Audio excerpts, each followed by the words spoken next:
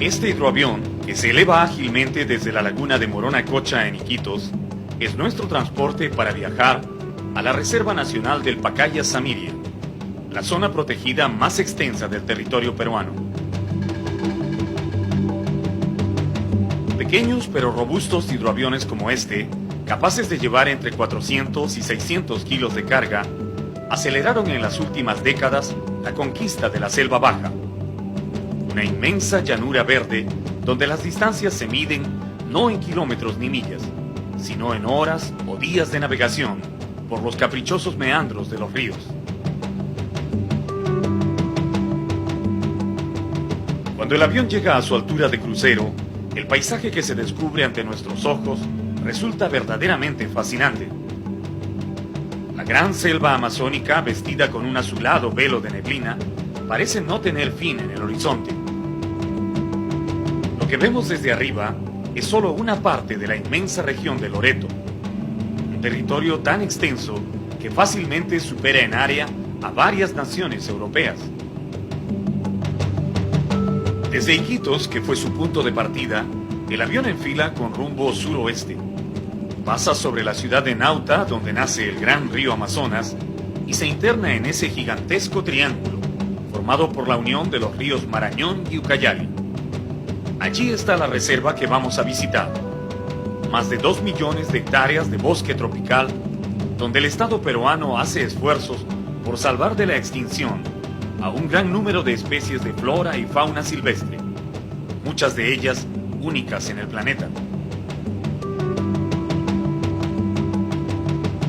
Luego de 2 horas y media de vuelo, que en bote hubieran sido 6 días de navegación, nuestro avión desciende en la laguna de Pasto-Cocha, muy cerca del río Samiria. Ahora continuaremos el viaje por agua, hasta llegar a los campamentos, donde hemos de pasar los 40 días que va a durar nuestra visita.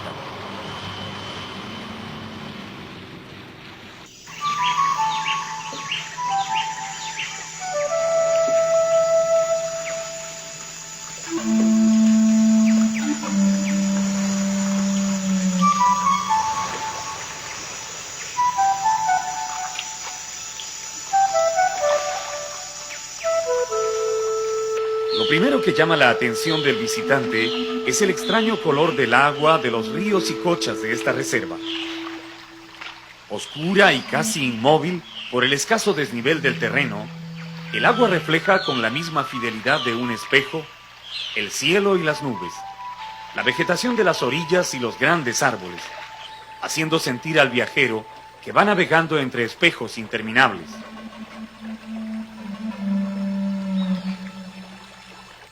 Este curioso color es el resultado de la descomposición de millones de hojas y ramas que caen diariamente de los árboles. Al desintegrarse en el agua, la materia vegetal libera una sustancia llamada tanino, que oscurece el líquido, dándole esa extraordinaria virtud de reflejar imágenes. De allí que la reserva del Pacaya-Samiria sea llamada también la selva de los espejos.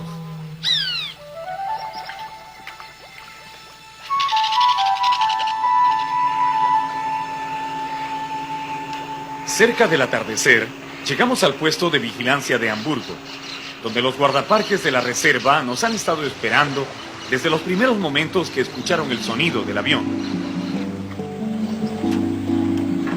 Acostumbrados a trabajar turnos de 6 o 7 meses, sin recibir visitas ni salir de la selva, ellos se animan con nuestra presencia, preguntando sobre las noticias y cosas que ocurren allá afuera, en lo que nosotros llamamos civilización. Su pequeño campamento, casi perdido en la inmensidad de la reserva, es la única señal de presencia humana en cientos de kilómetros a la redonda. Esta será nuestra base para comenzar a descubrir a la selva de los espejos.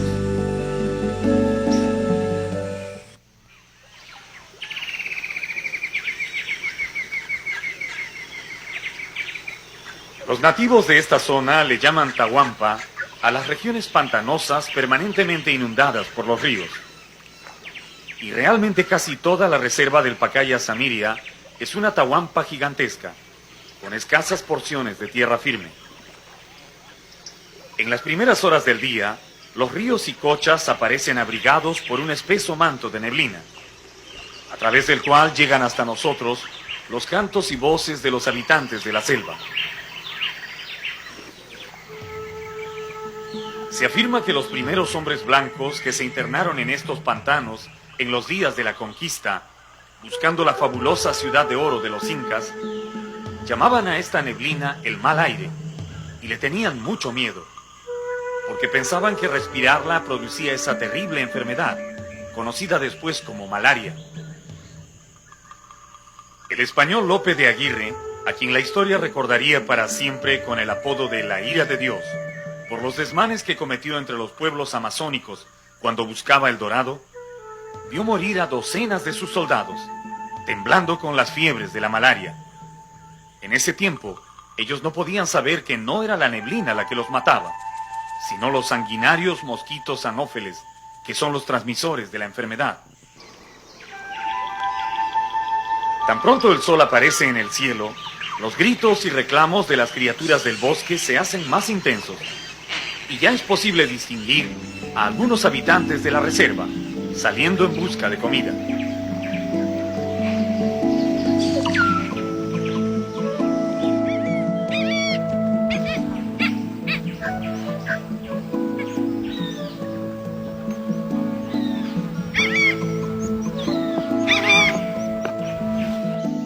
Aprovechando que la mañana aún está fresca, navegamos lentamente por el río con rumbo a la cocha donde acuatizamos el día anterior. Los guías nos informan que deberemos tener mucha paciencia. En la selva amazónica los animales son muy tímidos y no se exhiben fácilmente. Pero allí donde solo vemos vegetación y gigantescos árboles, hay miles de ojos observándonos, narices que nos huelen y cientos de oídos que ya nos están escuchando.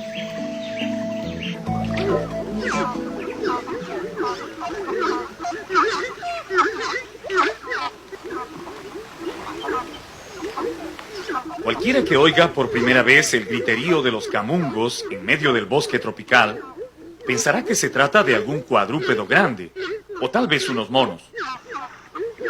En la confusión de trinos, cantos y silbidos que salen del follaje, el reclamo de los camungos destaca nítidamente. Unas veces parecen ladridos de mastines enojados, y otras rebuznos lejanos.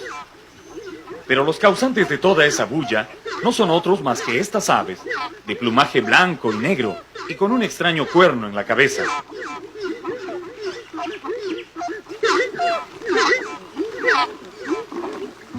Aunque su anatomía es bastante diferente, los camungos son parientes cercanos de los gansos y los patos. Herbívoros por excelencia, les gusta pararse en las ramas más altas de los árboles, de donde vuelan a las zonas pantanosas para alimentarse de las guamas, putuputus, lirios de agua y toda esa vegetación flotante que crece en la superficie de las cochas. Los camungos tienen patas cortas pero con dedos muy largos que les permiten caminar con tranquilidad sobre las plantas flotantes. Cuando uno los ve haciendo equilibrios sobre las ramas, con esa apariencia de pavos gordos, piensa que deben ser torpes en el vuelo, pero no es así. A pesar de su tamaño, los camungos no pesan mucho y son buenos voladores.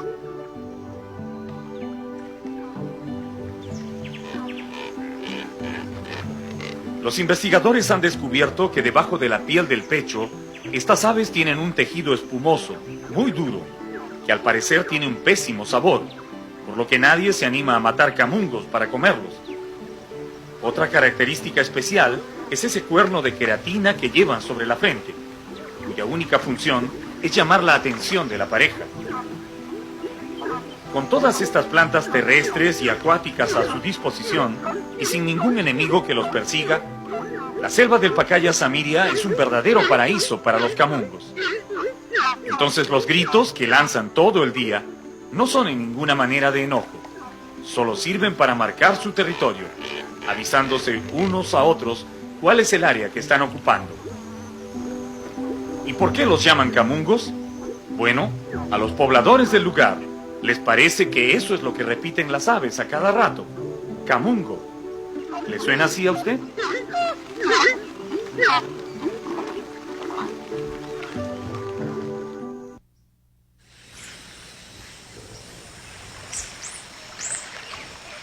Las orillas de las cochas o lagunas del Pacaya Samiria están cubiertas por abundante vegetación que crece a la deriva, sin necesidad de fijar raíces en el suelo. Son plantas flotantes que se desarrollan con mucha rapidez, cerrando a veces el paso de los canales que conducen a la laguna. Aquí hay guamas y lirios de agua, pero la más abundante es el tabaco lagarto, una planta de hojas grandes y algo parecida al tabaco, a la que llaman así porque es el refugio favorito de los lagartos pequeños, que suelen pescar protegidos por esta alfombra verde.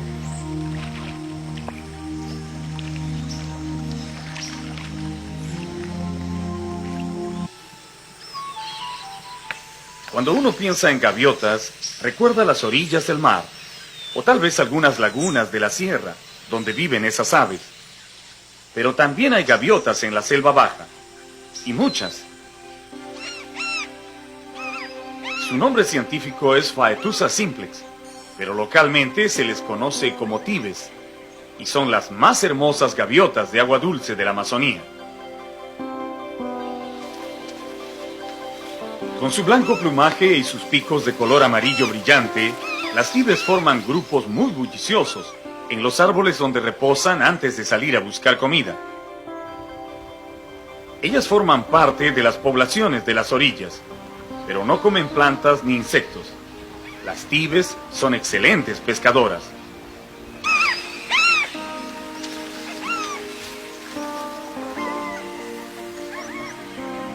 Volando a baja altura, patrullan incansablemente la laguna, buscando un pez descuidado que se acerque más de lo debido a la superficie, para caerle como un rayo desde el aire.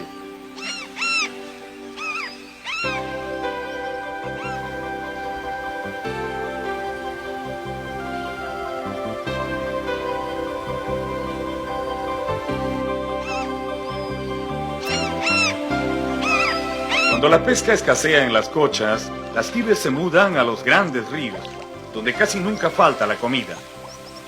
Uno de los espectáculos más bonitos de los ríos amazónicos es ver a una bandada de tibes parados en filas sobre un tronco que flota a merced de la corriente, mientras esperan el momento oportuno para comenzar la pesca.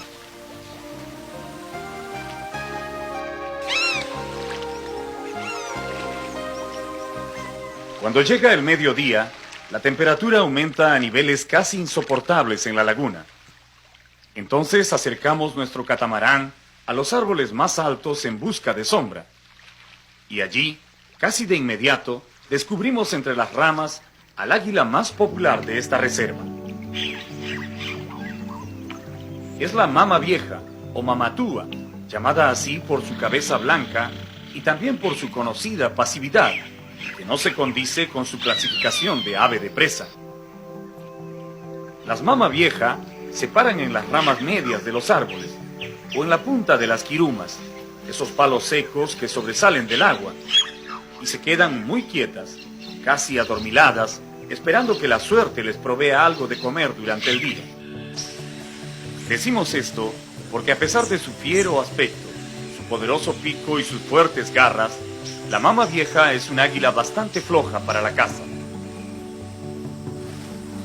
Prefiere recoger algunos peces muertos que flotan en el agua o atrapar algún ratón o serpiente que se cae a la cocha. Muy raras veces se anima a atacar una buena presa. Sin embargo, parece que su estilo de vida les da buenos resultados, porque estas águilas son muy abundantes.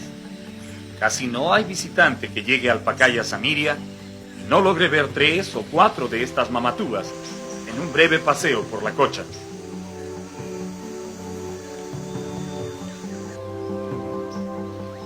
El esbelto pájaro que vemos aquí sí es un cazador nato. Con su penetrante mirada vigila el agua a la espera de algún movimiento extraño.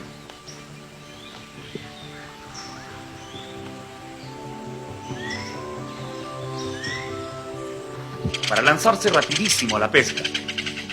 Casi nunca falla.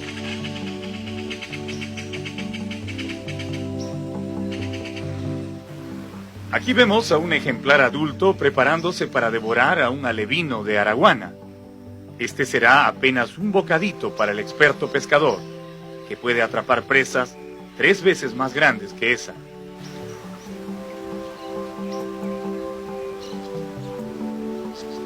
Al martín pescador, en algunos lugares también le dicen matraca, por el peculiar grito que lanza al aire cuando vuela. En las cochas del Pacaya Samiria es posible encontrar hasta 6 especies de martín pescador, que se diferencian básicamente en el tamaño y algunas tonalidades de las plumas, pero todos son muy buenos pescadores.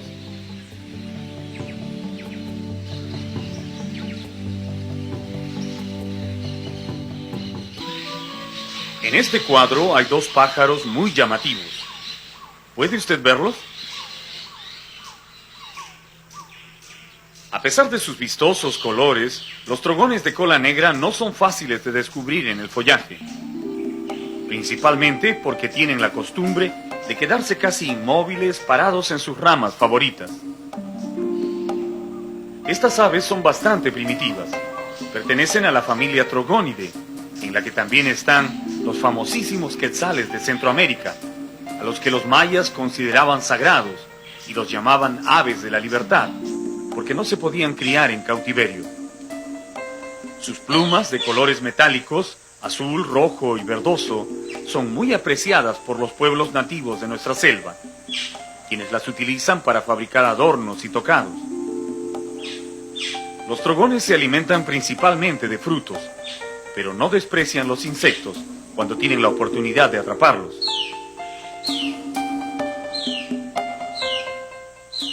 Hay 2 pájaros típicos de esta reserva que los naturalistas clasifican como verdaderas joyas de la naturaleza.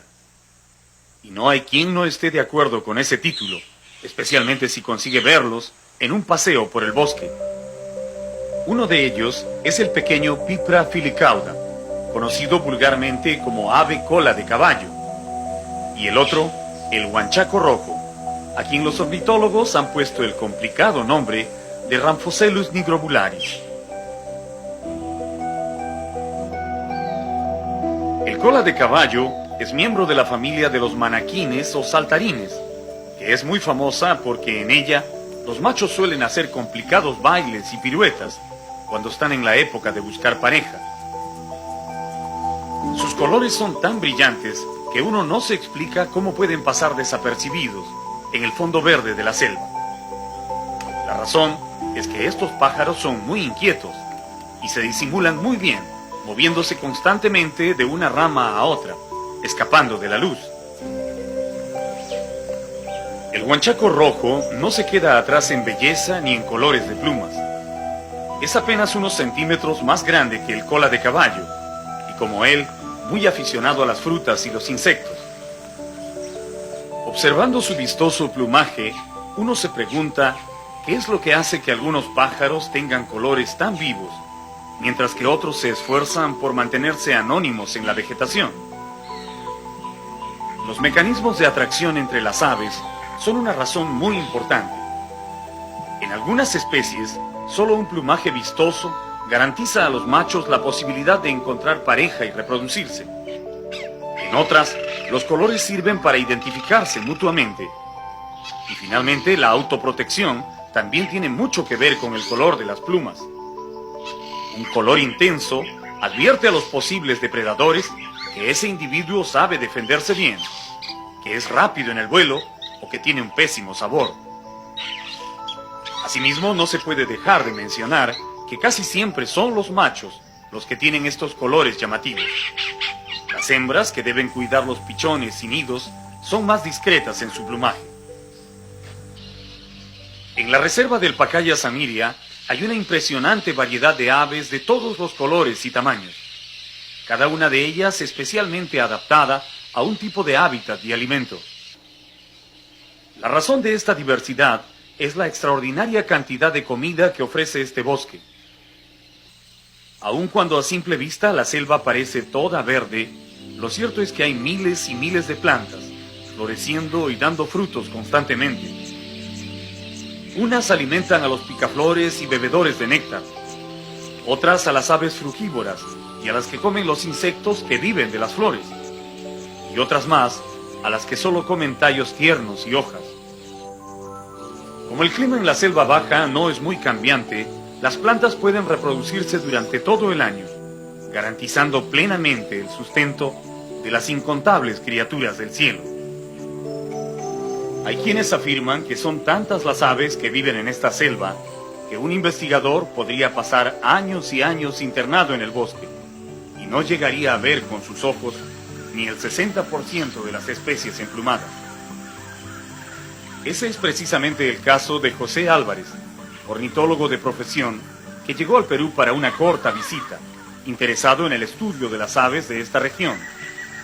15 años después, Álvarez no termina de sorprenderse con la notable variedad de aves que la naturaleza ha puesto en esta parte del mundo. Mientras graba los cantos de los pájaros en el interior del bosque, el ornitólogo observa a dos carpinteros de collar que picotean afanosamente el tronco de un árbol en busca de termitas. Estos carpinteros son bastante raros en la región amazónica, pero curiosamente abundan en la reserva del Pacaya Samiria, lo que confirma la teoría de que en esta zona protegida, por su extraordinaria variedad de plantas, se concentran más especies de aves que en el resto de la Amazonía.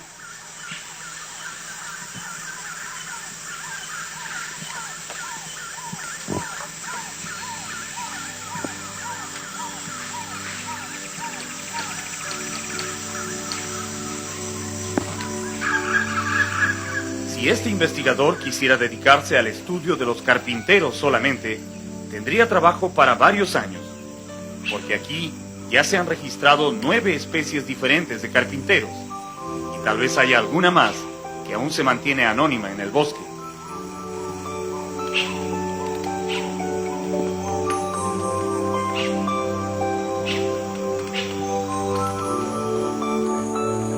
Con la ayuda de una delgadísima red que coloca a menos de 1 metro sobre el agua, Álvarez espera capturar alguna vez a esos pájaros que solo escucha en la inmensidad de la selva, pero que nunca ha podido ver. La red resulta muy efectiva. A los pocos minutos ya ha caído un pájaro que cuanto más lucha por liberarse, más se enreda en la malla.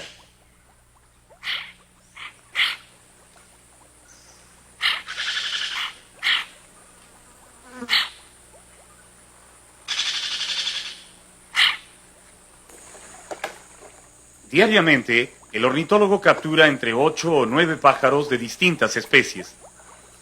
La mayoría son bastante conocidos e inclusive reincidentes en su red, pero de vez en cuando cae alguno que llama especialmente su atención.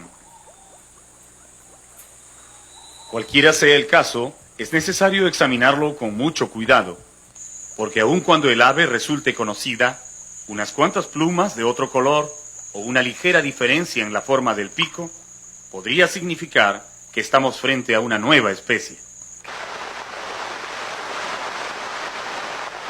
La lluvia es uno de los momentos más emocionantes en la selva baja.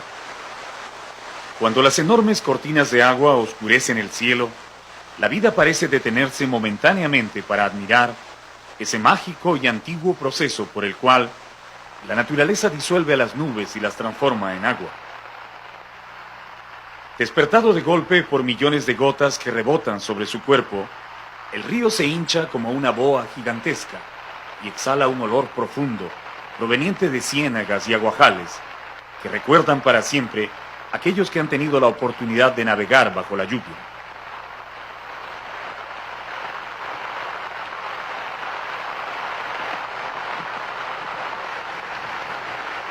En la selva baja, la lluvia puede durar 1 hora, 1 día o 1 semana, pero mientras está cayendo, casi toda la fauna del bosque desaparece como por encanto.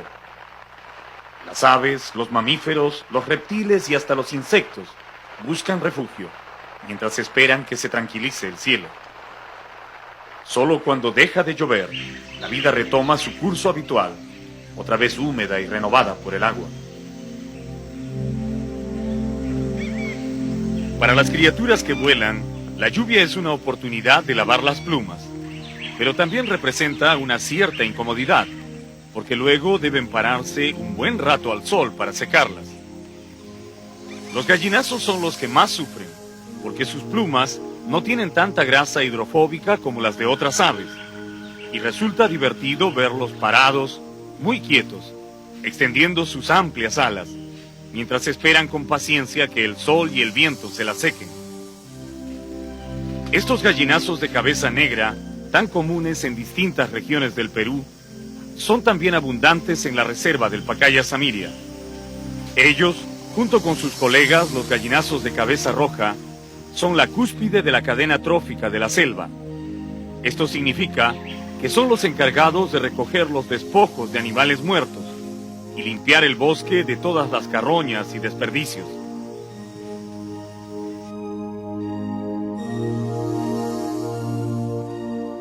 Volando en círculos a gran altura, olfatean el aire hasta detectar el olor característico. Luego bajan cautelosamente y se dan un gran festín, siempre y cuando no los vea el amo del cielo, es decir, el buitre real, el único capaz de disputarle su triste comida. Aun cuando mucha gente habla del gran cóndor blanco de la selva, son muy pocos los que han podido verlo de cerca. A diferencia de los gallinazos que se juntan por docenas para comer cualquier carroña, el cóndor blanco es muy precavido para bajar a tierra. En nuestro viaje por el Pacaya Samiria, vigilamos constantemente el cielo, con la esperanza de verlo aunque sea de lejos.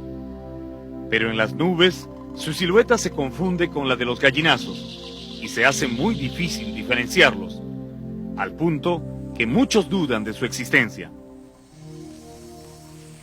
Empeñados en grabar al misterioso personaje, nos preguntamos si daría resultado colocar algún cebo en el bosque para ver si se digna bajar a tierra. Los guías nativos afirman que el cóndor blanco detecta su alimento no con la vista, sino con su finísimo olfato. Entonces no es muy importante que se le ponga de carnada. Si huele suficientemente mal, es posible que se sienta atraído y se anime a descender. Para probar esta teoría, colocamos varios costales con pescado malogrado en diferentes sitios escogidos al azar.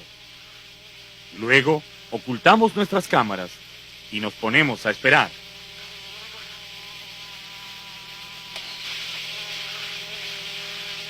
Conforme pasan las horas, el sol calienta la selva y el olor de los costales se hace tan intenso que nosotros somos los primeros en sufrirlo. Nadie se imaginaba que un poco de pescado pudiera oler tan mal en el húmedo aire del bosque. Los primeros en llegar son los gallinazos de cabeza negra. El olor los atrae irresistiblemente y parece que están muy hambrientos. En cuestión de minutos hay casi una docena rodeando el cebo, muy ansiosos, pero ninguno se anima a acercarse.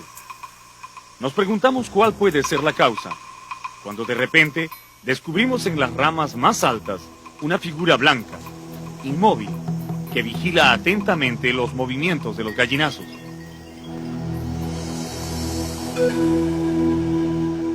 Esa es el ave que estábamos esperando, el buitre real, o cóndor blanco de la selva, el carroñero más grande de la Amazonía. Su apariencia es verdaderamente impactante. No es tan grande como el cóndor andino, pero tiene la misma figura majestuosa de las especies dominantes. Tan pronto comienza a comer, los sencillos gallinazos se hacen a un lado respetuosamente, y aún hay algunos que prefieren hacerse los que se secan las alas, para no incomodar al gran buitre.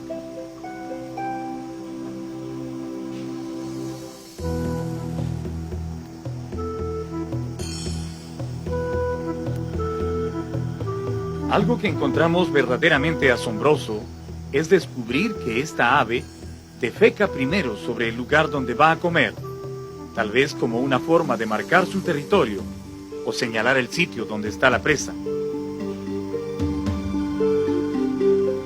El nombre científico de este rapaz es Sarcoramphus papa, pero tiene muchísimos nombres comunes.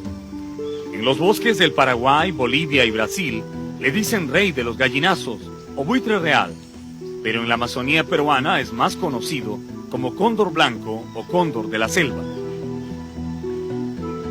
Es tan dominante que prefiere perder la comida que tiene en el pico antes que permitir que los impacientes gallinazos se acerquen a su carroña.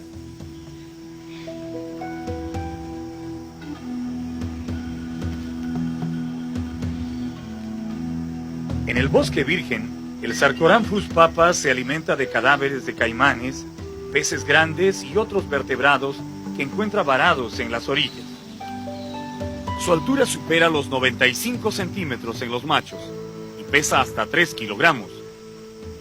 Los biólogos afirman que a pesar de su extraordinario dominio del aire, el cóndor blanco hace su nido en tierra o muy cerca del suelo, preferentemente sobre un tronco podrido, y no son muy prolíficos, debido a lo cual su número es muy escaso en la selva.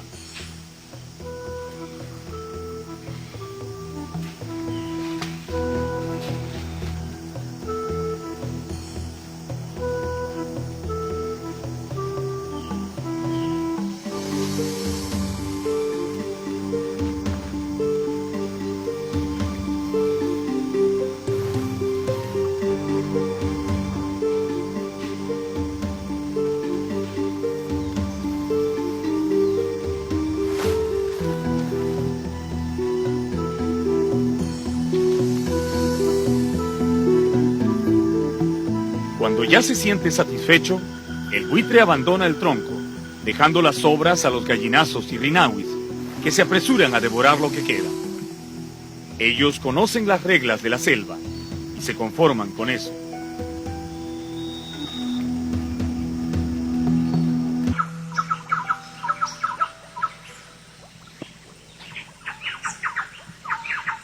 Aun cuando uno puede pensar que en la enmarañada vegetación de la selva los animales viven mezclados unos con otros, lo cierto es que cada grupo o especie tiene su propio ambiente o nicho ecológico.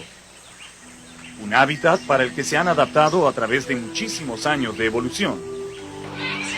De esa forma, algunos solo habitan en el dosel del bosque, es decir, en las copas de los árboles. Otros ocupan las ramas altas o intermedias. Hay especies que viven y encuentran su comida en los troncos. Luego están los que caminan por el sotobosque o zona arbustiva. Y finalmente los que se arrastran o merodean por el suelo. Y los que se han adaptado para la vida en las aguas.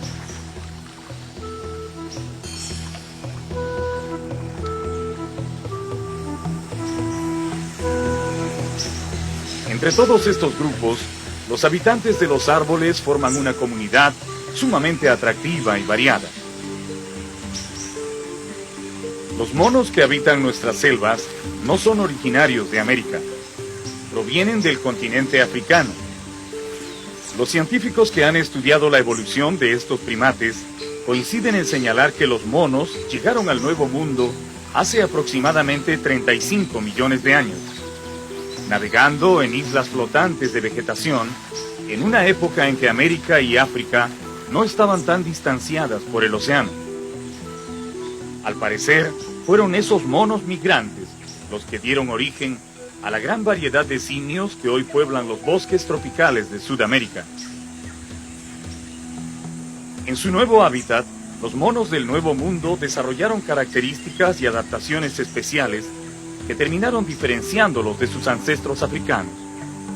Por ejemplo, los simios de nuestro continente tienen las fosas nasales muy abiertas y separadas, mientras que los del Viejo Mundo tienen fosas estrechas y muy juntas. Aparte de esto, los monos americanos han desarrollado en casi todas sus especies una cola prensil que les sirve como una quinta mano, dándoles una gran seguridad para sus desplazamientos entre los árboles. También, a diferencia de los simios de África, los de nuestras selvas confían más en la vista y en el oído, antes que en el olfato, para buscar comida o detectar a sus enemigos.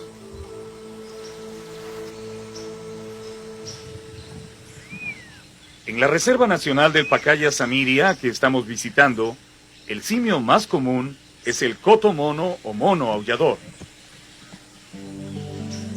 El coto es un mono muy grande, que puede llegar a pesar hasta 9 kilos. En Sudamérica hay 6 especies diferentes, pero solo 2, el coto negro y este de pelaje rojizo, viven en nuestra selva.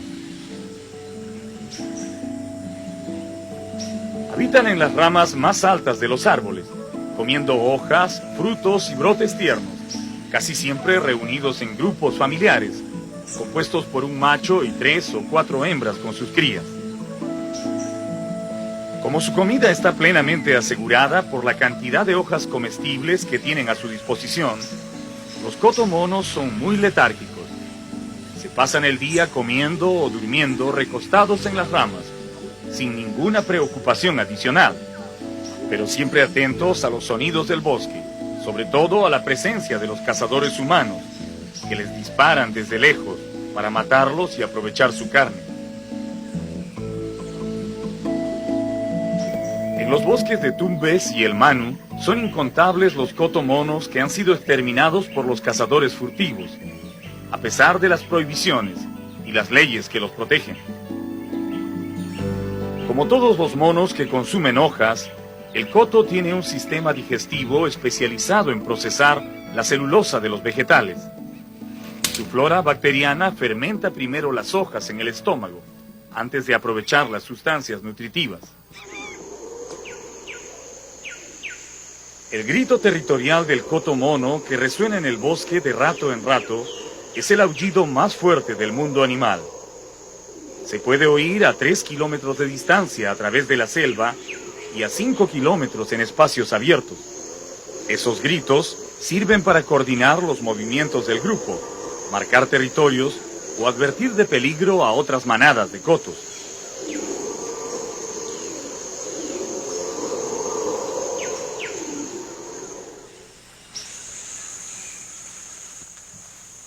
Este mono, que se mueve como una sombra entre los árboles, tiene un nombre muy curioso.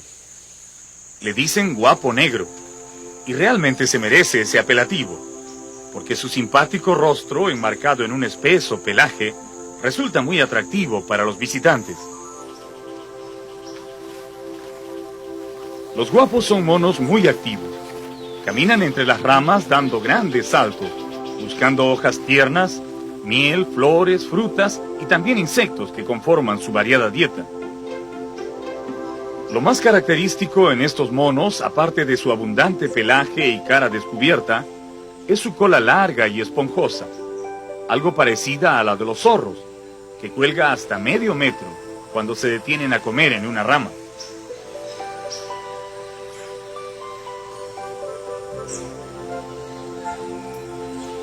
Por increíble que parezca, esa bonita cola ha sido la perdición de los guapos, porque mucha gente los caza para cortárselas y hacer plumeros con ellas. Su carne también es muy apreciada en algunos pueblos de la selva, y no faltan quienes los cazan para venderlos como mascotas. Por todo eso, el guapo negro, o Pithecia monachus, como le dicen los biólogos, prefiere mantenerse lo más alto que puede, en la bóveda del bosque.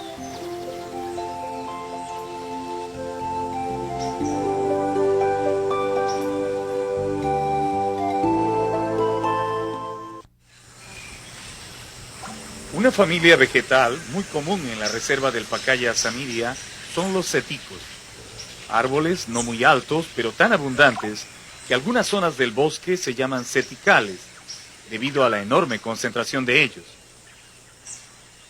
Entre las ramas de esos seticos de anchas hojas vive un personaje que parece un mono. Algunos le llaman oso, pero no es ni lo uno ni lo otro. Ahora vamos a conocerlo.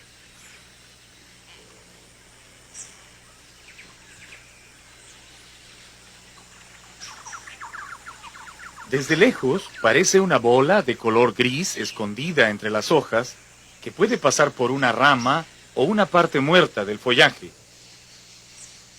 Su color, que imita muy bien el de la corteza, y su total inmovilidad hacen verdaderamente difícil ubicarlo si alguien no lo señala directamente. Esos son los pelejos, y esa es la posición en la que se pasan la mayor parte del día, durmiendo, abrazados a su árbol favorito, de tal forma que se vuelven casi invisibles para los observadores. Solo cuando tienen hambre y comienzan a moverse, entonces recién se puede apreciar en toda su belleza a uno de los animales más lentos del mundo, el perezoso tridáctilo.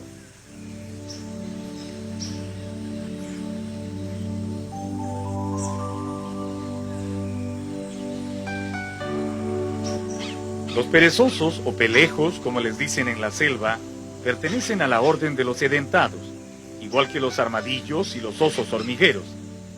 Tal vez por eso alguna gente los confunde y los llama osos perezosos. Pero lo cierto es que no tienen nada que ver con los osos. Ellos son una especie diferente y, por cierto, muy común en la reserva del Pacaya Samiria.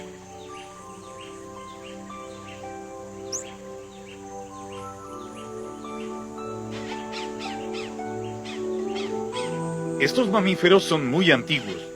Los investigadores de la vida en el planeta afirman que en la época llamada Pleistoceno, hace 2 millones de años, existieron en nuestro territorio perezosos de gran tamaño, que caminaban por el suelo como cualquier mamífero terrestre. Los fósiles que se han hallado en diversas localidades del Perú y Sudamérica demuestran que esos perezosos llegaron a medir hasta 6 metros de longitud y se alimentaban de las ramas y hojas de árboles y arbustos. Los perezosos de nuestros días son parientes cercanos de aquellos gigantes, pero que se han adaptado totalmente a la vida arborícola, al punto que toda su vida se desarrolla en la bóveda del bosque. Allí comen, duermen y hasta se reproducen, tratando en lo posible de no bajar a tierra, donde son presa fácil de cualquier depredador.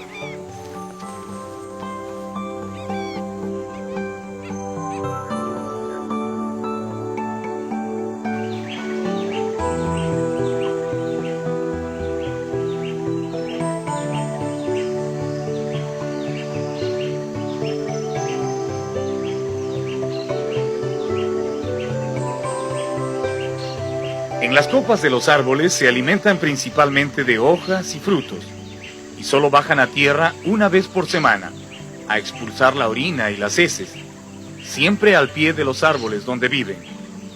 De esa manera marcan su territorio y advierten a otros perezosos de su presencia en la zona.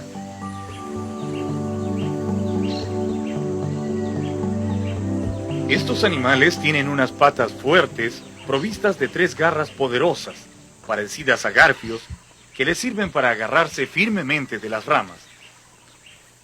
Como casi siempre están colgados panza arriba, el pelo les crece del vientre hacia la espalda, para que la lluvia pueda resbalar fácilmente por su cuerpo. Precisamente en la estación de lluvias, les crecen en el pelaje unas algas verdosas, que les ayudan a mimetizarse aún más en la vegetación de la selva. Uno podría preguntarse de qué enemigos se cuidan tanto si se pasan la vida arriba en el dosel del bosque.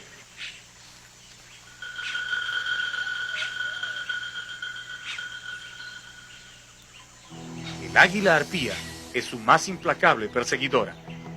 Con su poderosa vista rastrea el menor movimiento de los pelejos entre las ramas y desciende veloz para arrebatarlos con la fuerza de sus garras, tan grandes como manos humanas. El pelejo es un animal solitario. Sin embargo, cuando decide buscar pareja, la encuentra fácilmente, porque en su especie, el 90% de los individuos son hembras. Normalmente, una pareja de perezosos cría un solo cachorro al año, después de un periodo de gestación de 5 meses. Una característica sumamente interesante del pelejo es la conformación de su esqueleto. Las patas anteriores son más largas que las posteriores, y su cuello posee entre 8 y 9 vértebras cervicales, es decir, 1 o 2 más que cualquier otro mamífero. Esta condición les permite mover la cabeza en un arco de 270 grados, lo que les resulta sumamente útil para observar su entorno cuando están colgados de los árboles.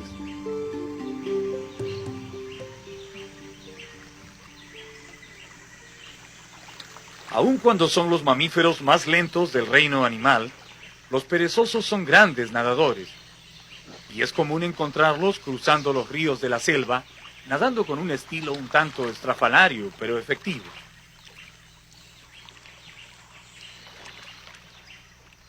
Para ellos, resulta un poco más seguro cruzar a nado de un lugar a otro que caminar por el suelo, donde cualquier felino o reptil podría atraparlos sin problemas. Los perezosos tridáctilos o de 3 dedos como estos son los más abundantes en la reserva del Pacaya Samiria. Pero también viven aquí sus parientes, los perezosos de 2 dedos, que son mucho más tímidos y más difíciles de encontrar.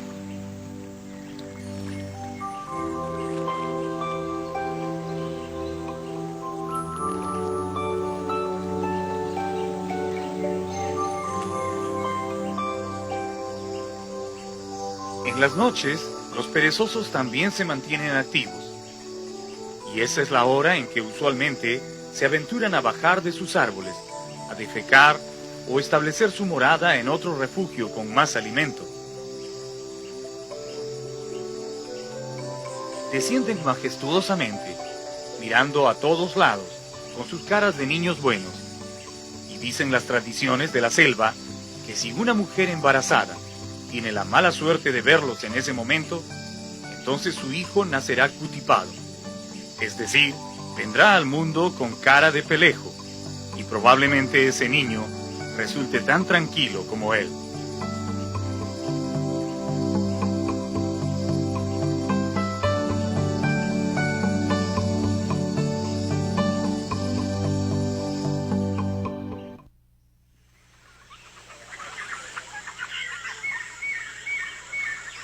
Al navegar por los ríos de la selva, los sonidos se perciben atenuados por el espeso follaje de los árboles. En la quietud de la mañana, podemos escuchar entremezclados los gritos de los monos, trinos de pájaros y reclamos de todo tipo.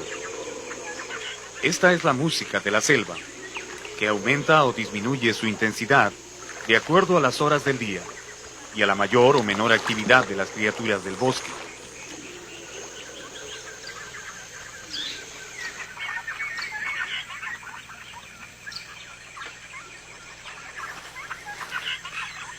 Una puma garza huye asustada de nuestra presencia y al notar que seguimos mirándola, estira su largo cuello, tratando de aumentar su tamaño.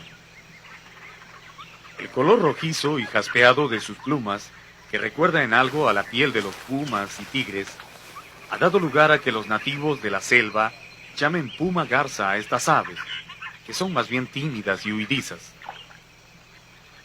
Cuando no se sienten amenazadas, encogen su cuello y se quedan inmóviles en los troncos de los árboles, esperando las horas más frescas del día para salir a pescar en las lagunas.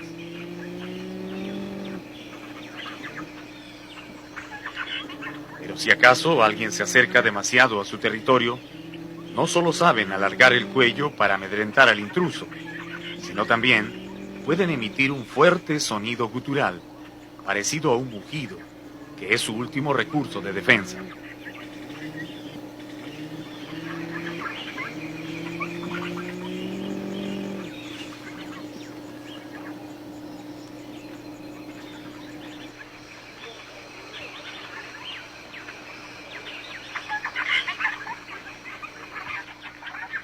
Esta puma garza hembra, que cuida su nido en la rama de un árbol, está muy molesta, porque ha detectado la presencia de un joven margay merodeando su refugio. El margay es un gran trepador de árboles. Ayudado por sus ágiles músculos y garras, puede llegar hasta las ramas más altas, en busca de huevos y pichones de aves, que son su comida predilecta.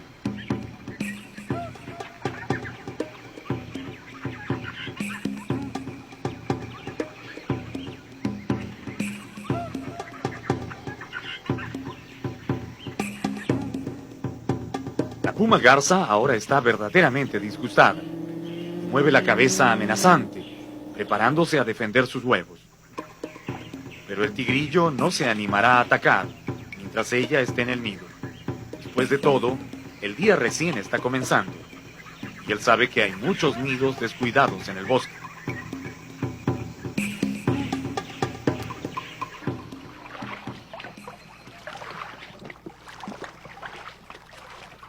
Nuestro catamarán se cruza ahora con un raro bulto que flota siguiendo el curso del río. Intentamos acercarnos un poco, pero nuestra curiosidad queda congelada de golpe. Lo que tenemos delante es nada menos que una jergón de 2 metros. una de las víboras más venenosas de la Amazonía. Esta es la forma en que las serpientes se enrollan cuando quieren navegar por el río, trasladándose de un lugar a otro. A pesar de su aparente inmovilidad, la jergón nos observa atentamente con sus ojillos sin párpados, como midiendo la distancia. Porque aun cuando está en el agua, este reptil puede saltar con gran rapidez para lanzar un ataque si se siente molestado. Y su mordedura es verdaderamente mortífera. Las jergones son responsables de más del 80% de las muertes por ataques de víbora que se producen en la selva. Su nombre científico, Bothrops atrox, habla por sí solo de su peligrosidad. Al morder inyectan un poderoso veneno hemotóxico que rompe las células de la sangre, provocando la muerte por hemorragias múltiples a través de ojos, oídos y boca. La víctima solo tiene unas pocas horas para buscar auxilio, pues si no recibe a tiempo el suero antiofídico específico para esta víbora, entonces morirá irremediablemente. Cuando cree que ya ha llegado a su destino, la jergón nada con facilidad hacia la seguridad del bosque. Ahora irá a la casa de algún ratón o roedor pequeño que le sirva de alimento. En la reserva del Pacaya Samiria viven una gran variedad de víboras y culebras, unas venenosas y las otras totalmente inofensivas. Las afaningas son las serpientes no venenosas más comunes en esta reserva. Hay un promedio de 60 a 70 especies de afaningas, casi todas de colores brillantes y mirada peligrosa, pero ninguna que signifique riesgo. Los guías afirman que la mejor forma de reconocer si una serpiente es venenosa o no es mirándoles la cabeza. Aquellas que la tienen de forma triangular con seguridad son peligrosas. Sin embargo, hay algunas que rompen esta regla. Por ejemplo, la coral. No tiene la cabeza triangular, pero su veneno es aún más activo que el de las jergones. Y lo que es peor, en el Perú aún no se produce el suero para neutralizarlo. Todavía más grave es tropezar con la loro machaco, una víbora arborícola que suele caer sobre la cabeza de los caminantes que van abriendo trocha en la selva. Su veneno también es fatal.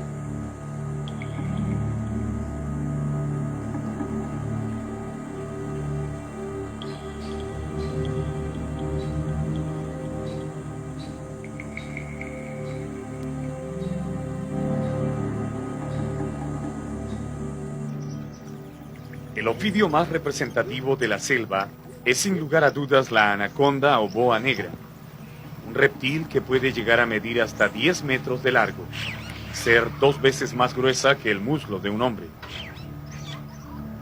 Esas boas gigantes viven especialmente entre las raíces de los renacos, árboles añosos de ramas retorcidas que abundan en las zonas inundadas. Pero también es posible encontrarlas en las orillas de los ríos, sobre todo en esas playas cubiertas de pasto y cañas silvestres.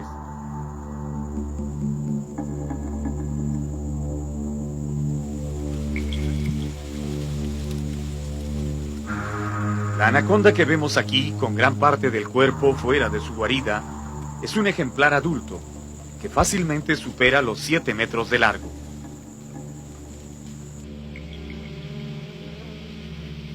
Al parecer la hemos encontrado calentándose al sol mientras termina de cambiar de piel, un proceso que en estos reptiles ocurre varias veces al año, de acuerdo a su ritmo de crecimiento.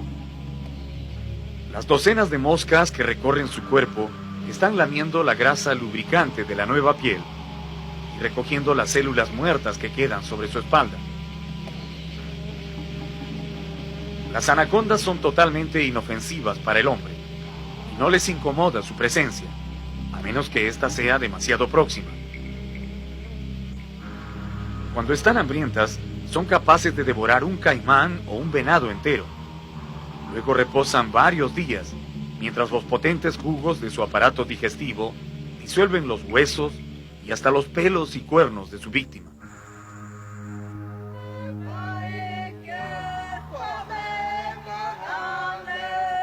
Para los pobladores de la selva, la boa negra es un animal mítico, sobre el que se han tejido numerosas leyendas. Los nativos le dicen Yakumama, que significa madre de las aguas, y creen que las boas están dotadas de un poder mágico, bienhechor, que protege la vida en el bosque.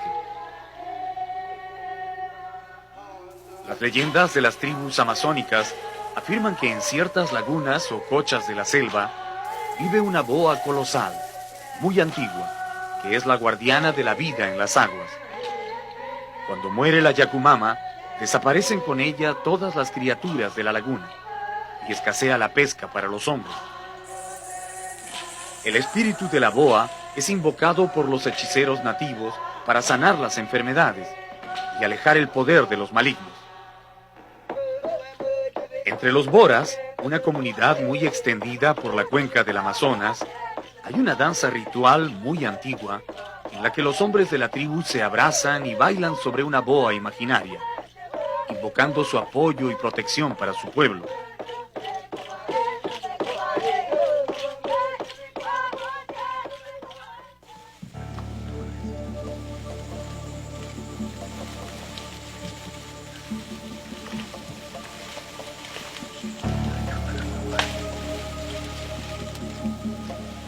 Después de observarla por un buen rato, dos de nuestros guías se ofrecen a capturar al ofidio con un lazo, para mostrarnos con qué facilidad las atrapaban antiguamente los traficantes de piel de boa.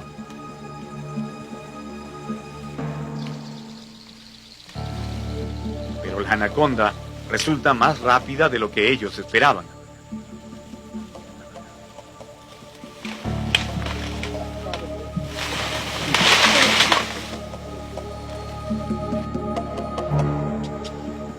Al lado de la guarida quedan algunos jirones de piel, que los guías deciden conservar, pues según ellos es muy buena para vendar fracturas y luxaciones.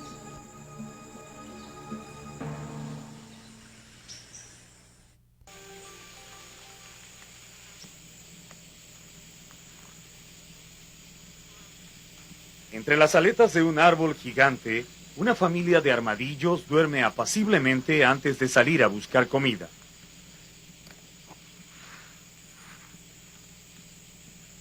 Estos robustos mamíferos son, junto con los osos hormigueros, los mayores enemigos de las hormigas y termitas del bosque. Esta escena no es muy común. Normalmente los armadillos duermen en guaridas excavadas bajo tierra, pero da la impresión que esta madre, con sus 4 hijos, hicieron un alto para descansar. Encontraron agradable el sitio y aquí los ha sorprendido la mañana.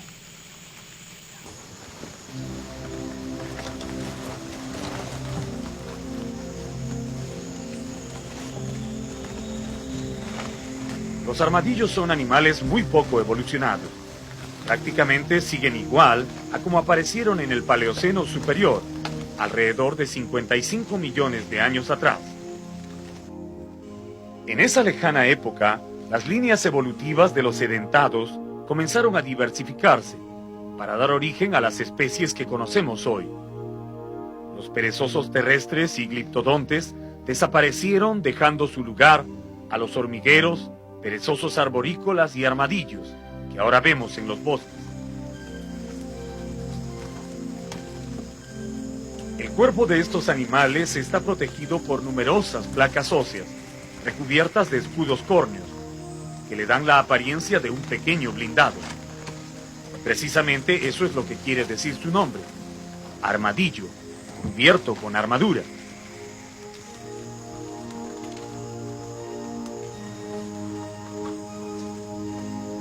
Cuando se sienten en peligro, pueden enrollarse como una pelota, formando un escudo compacto que les protege las partes blandas del cuerpo. Esa flexibilidad que tienen las 9 bandas de su lomo se torna rígida cuando muere el armadillo.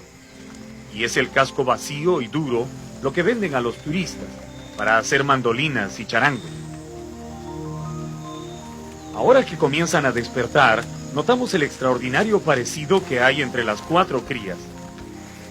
Y es que los armadillos son una de las pocas especies de mamíferos que producen cachorros idénticos, debido a que el huevo o cigote se divide en 4 partes iguales en el vientre de la madre, dando lugar a 2 pares de gemelos idénticos en cada camada.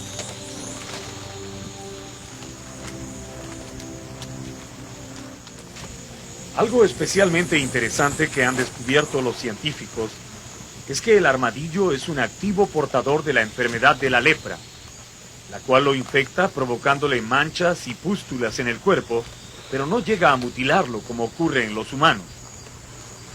Esa es la causa por la cual desde hace muchos años se estudia a los armadillos, tratando de lograr algún avance en la lucha contra la lepra.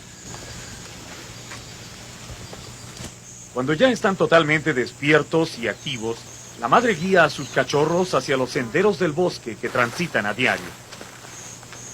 Los armadillos comen una amplia gama de hongos, tubérculos y fruta caída, pero lo que más les gusta son las larvas de las hormigas.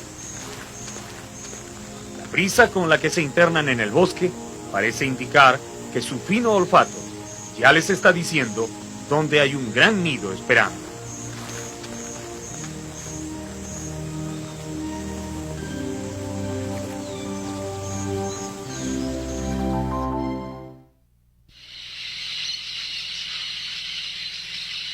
A comienzos de los años 40, más o menos en la misma época en que el Perú definió la defensa de su mar territorial, declarando su soberanía sobre las 200 millas, el gobierno peruano también fijó su atención sobre los recursos que se explotaban masivamente en los grandes ríos y cochas de la cuenca amazónica.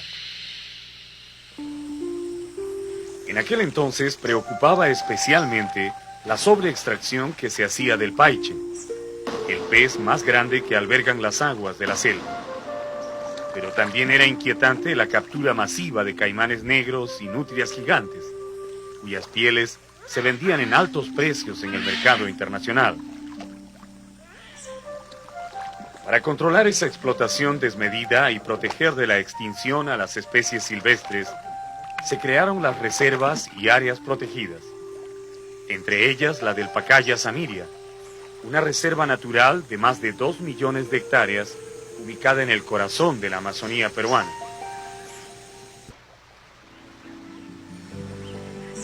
Los fisgas o pescadores de paiche son casi siempre hombres de la región o nativos con mucha experiencia, porque capturar uno de esos peces no es un trabajo fácil, ni algo que pueda hacer un principiante.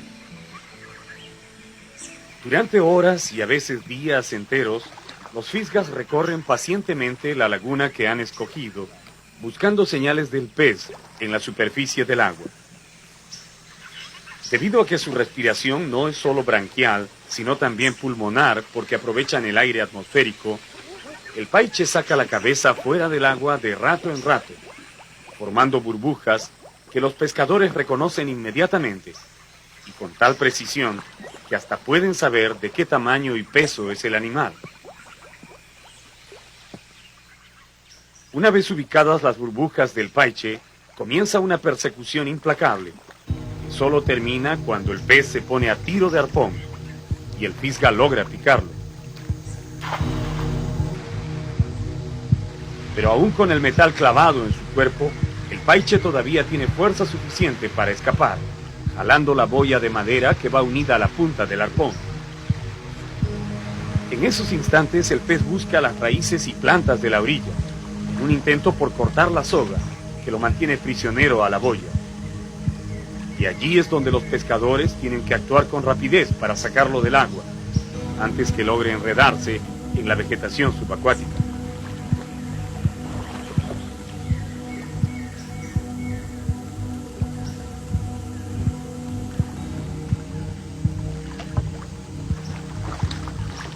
El color rojo brillante de sus escamas destella fugazmente sobre el agua conforme se va acortando la soga que separa al pez de los fisgas. Es por ese color que en la Amazonía brasileña al paiche le dicen pirarucú o pez rojo.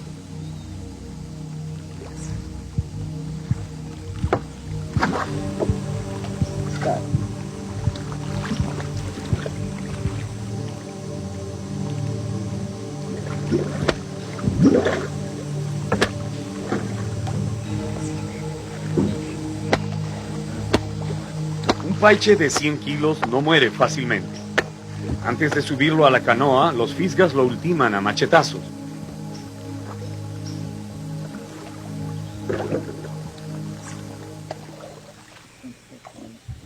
Aún los pescadores más experimentados no dejan de admirarse ante el enorme tamaño de estos animales.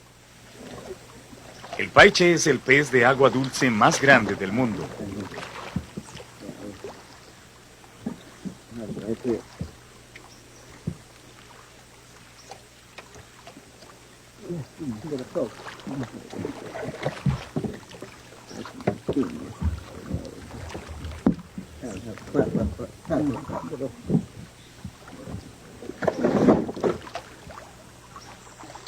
Después de matarlo, se dirigen prestamente a la orilla para comenzar el largo proceso de destazar al animal para sacar la carne. En el violento calor de la selva, cualquier animal que muere se descompone en cuestión de horas. Por eso los pescadores se apuran en retirar la carne, que solo seca y salada puede conservarse en buen estado hasta llegar a los mercados de Iquitos.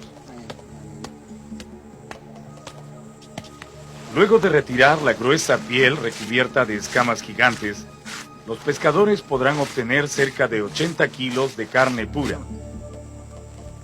Este ejemplar mide un poco más de 1 metro con 70 centímetros, pero hay paiches que llegan a los 3 metros de largo y pueden proporcionar hasta 150 kilos de carne. Las escamas también se venden para hacer cortinas o como limas de uñas. En toda la región amazónica, la pesca del paiche está prohibida entre los meses de febrero y octubre. Pero en la reserva del Pacaya Samiria, la prohibición es permanente, como una forma de proteger en un refugio natural a esta especie que ha sido sobreexplotada en el pasado. Lamentablemente, los infractores no respetan la ley, y es común verlos burlar la vigilancia de la reserva, no solo para arponear paiches de todo tamaño, sino también para capturar los alevinos de esos peces que luego venden a los acuarios del extranjero, poniendo en grave peligro la continuidad de la especie. El paiche, o Arapaima gigas, que es su nombre biológico, necesita 3 largos años para llegar a su edad reproductiva. Si no se le da esa oportunidad, respetando las vedas y los refugios en la reserva, estaremos destruyendo deliberadamente uno de los recursos ictiológicos más importantes de la Amazonía.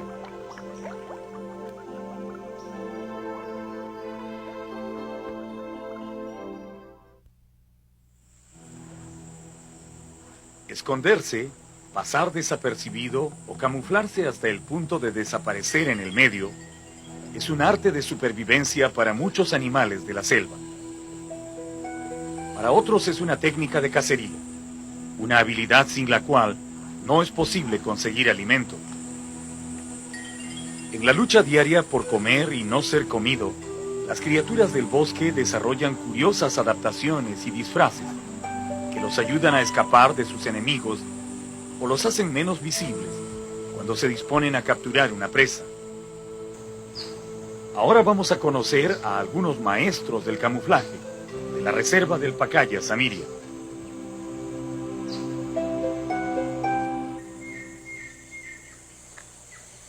Observen este inocente ojo de agua rodeado por la vegetación de la selva.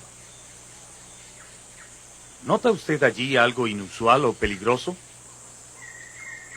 Por mucho que uno fije la vista, no es posible distinguir nada anormal. Habría que acercarse mucho para descubrir quién se oculta bajo el agua. Si alguien tiene la curiosidad de hacerlo, se encontrará con una astuta boa amarilla de 3 metros de largo, que justamente está allí, esperando que llegue algún incauto.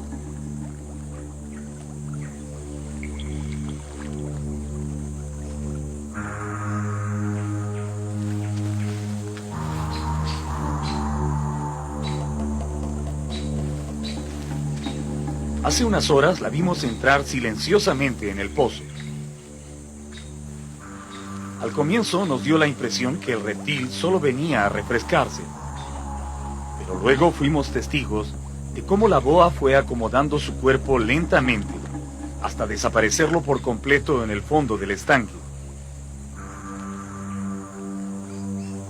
Ahora, solo los rápidos movimientos de su lengua, que captan los olores y cambios de temperatura en el medio, dejan saber que el reptil está vivo y al acecho. Si fuera necesario, la boa podría esconder también la cabeza bajo el agua, porque son capaces de soportar mucho tiempo sin respirar. Pero solo hará eso cuando sienta que algún animal desprevenido se aproxima a beber en el pozo. Cuando llegue el momento de atacar, el reptil saltará como un resorte de su escondite. Y antes que la víctima se dé cuenta de lo que pasa, estará fuertemente abrazada y atraída hacia el fondo. No importa que tenga que esperar un día o una semana, en algún momento, un animal sediento se acercará al pozo. El antiguo truco de las boas de quedarse inmóviles en el fondo de los estanques siempre funciona.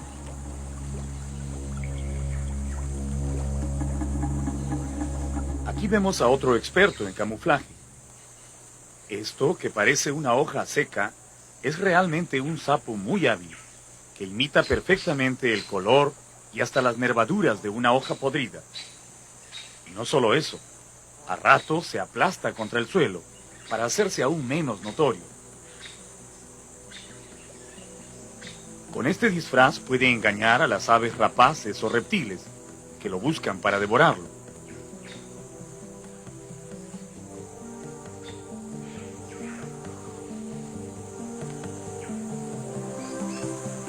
Los insectos son grandes expertos en mimetismo. Aparte de su habilidad para mantenerse inmóviles, pueden imitar increíblemente bien el color de las hojas y ramas de su medio.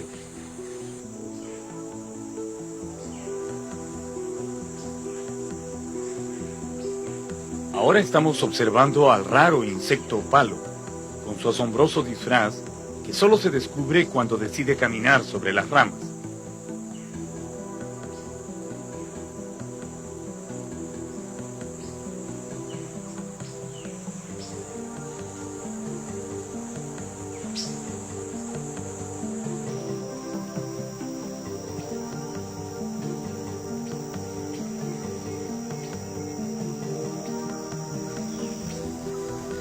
En este follaje amarillento está escondido el insecto hoja. Si no se mueve, es realmente imposible distinguirlo. Su camuflaje es tan realista que ha logrado copiar hasta las partes dobladas y podridas de las hojas.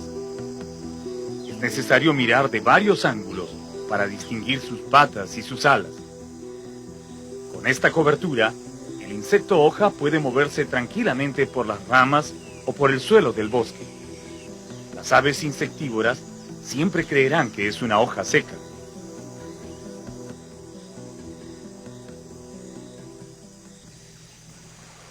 En el agua de las cochas o lagunas también se puede encontrar muchos expertos en mimetismo. Algunas especies de peces son verdaderos maestros en el arte de esconderse. Aquí están algunos de ellos. Son los peces hoja, que flotan de costado, dándole a su cuerpo la misma curvatura que tienen las hojas en el agua. Si no fuera por las pequeñas aletas que mueven muy de rato en rato, nada podría delatarlos. A pesar de su inocente apariencia, los peces hoja son formidables depredadores, capaces de tragar peces de su mismo tamaño. Para ellos el disfraz no es un refugio, sino una manera de mantenerse al acecho.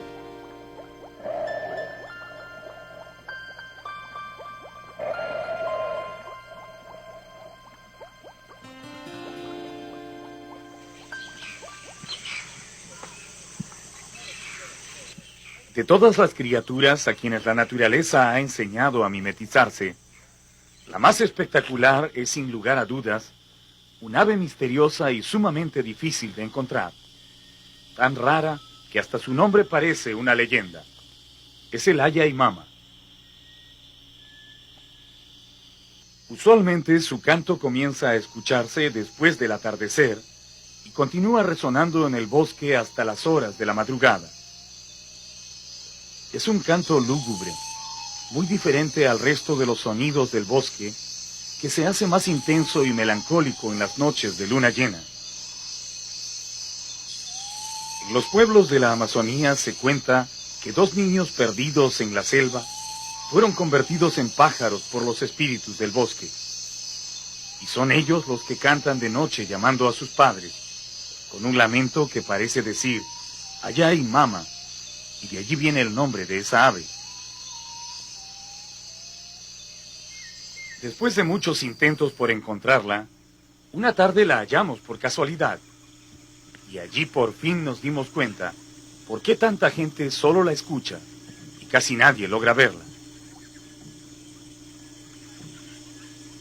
El Ayaimama estaba parado en un tronco abrazando a su pichón, apenas a 4 metros de distancia, y a pesar de nuestros mejores esfuerzos, no lográbamos verlo. ¿Puede usted ubicarlo en esta toma?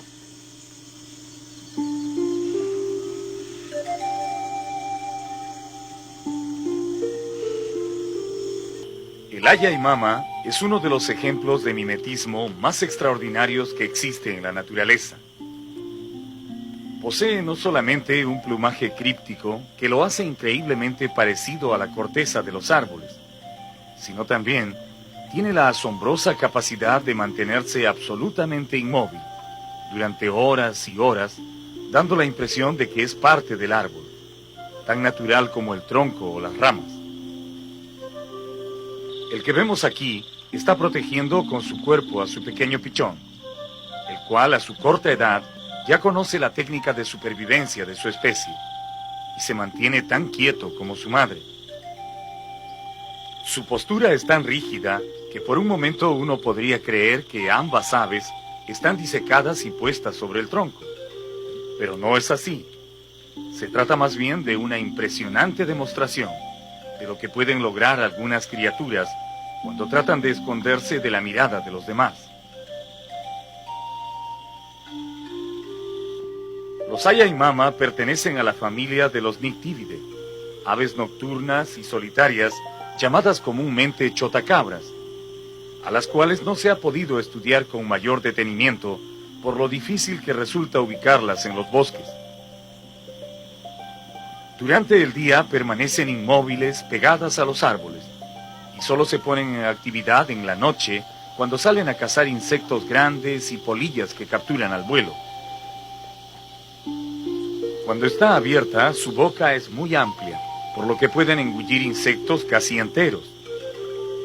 Se cree que su visión no es muy buena en el día, y esa debe ser la razón principal por la que han desarrollado este mimetismo del que depende toda su seguridad mientras esperan la noche.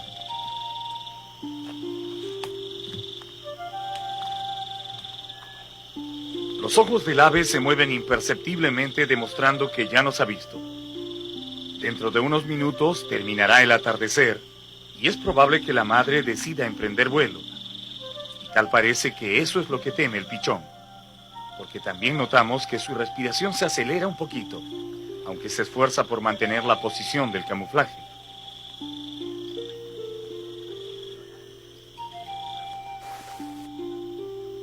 La salida del ave fue tan rápida y silenciosa que apenas logramos apreciarla.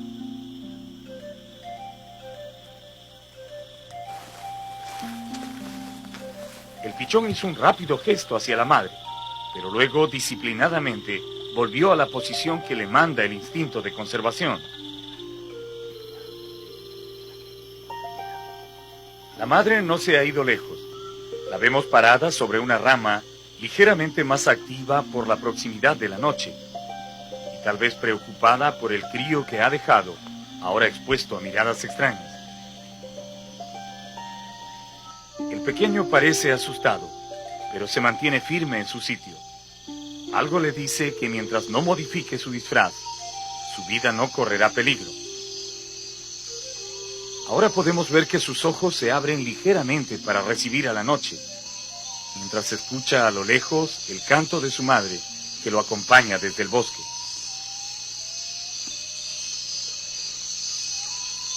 Antes de alejarnos, pensamos que hemos visto la verdad detrás de la leyenda. El Aya Mama no es ningún mito de la selva.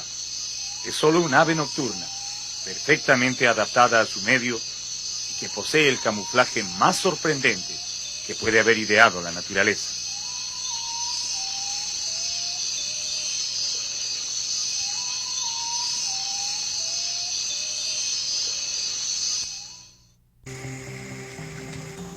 En la reserva del Pacaya Samiria, los mamíferos forman un grupo bastante numeroso, y entre ellos, los tapires son los de mayor tamaño.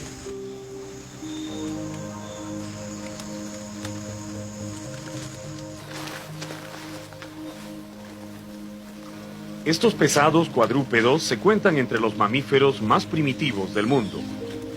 Son parientes cercanos de los caballos y los rinocerontes, y no han cambiado casi nada desde que aparecieron sobre la Tierra aproximadamente 50 millones de años atrás.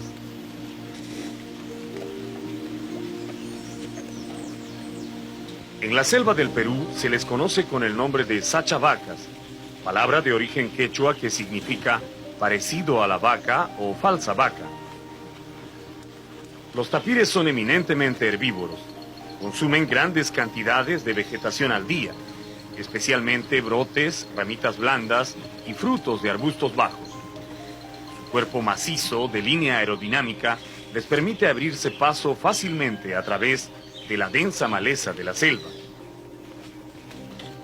Mientras comen, los tapires siguen un trayecto en zigzag, moviéndose continuamente. Casi nunca se detienen demasiado tiempo en un solo lugar para evitar ser sorprendidos por su mayor enemigo, el jaguar u otorongo, el felino que mata de un salto, que es el más implacable depredador de las sachavacas.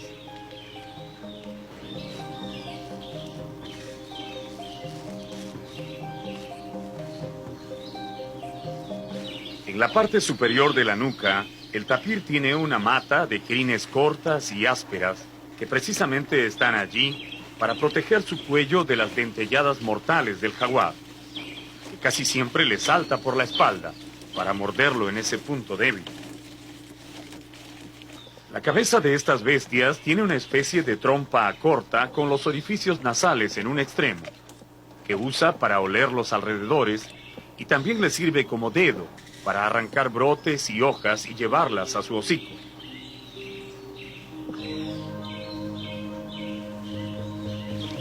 De las 4 especies de tapires que hay en el planeta, 3 habitan en América Central y del Sur, y una en el sudeste asiático. Mientras existan bosques con vegetación primaria, praderas y agua abundante, este antiguo representante de los mamíferos todavía podrá seguir merodeando en el interior de las selvas.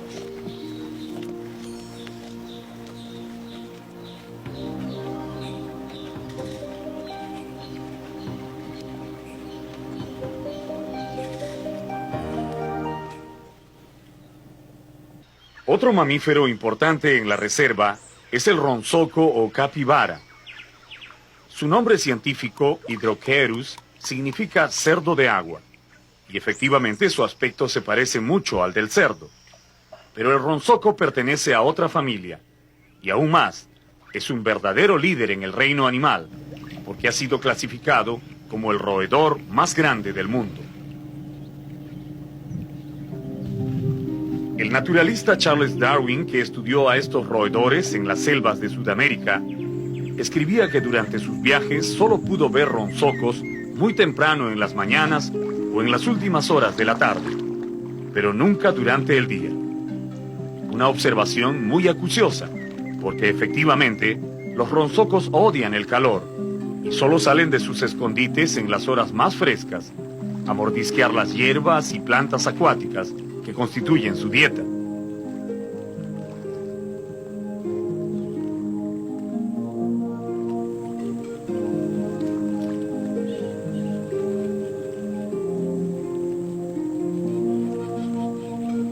La carne de estos animales es tan apreciada que los cazadores han estado a punto de llevarlos a la extinción. En los bosques que rodean a las poblaciones es muy difícil encontrar alguno. Solo los que se refugian en las reservas, como el Pacaya Samiria o en el interior de las selvas vírgenes, consiguen reproducirse con tranquilidad y mantener activa a la especie. Los ronsocos son parientes de los cuyes, pero a diferencia de ellos, que solo viven en tierra, estos son grandes nadadores y buceadores.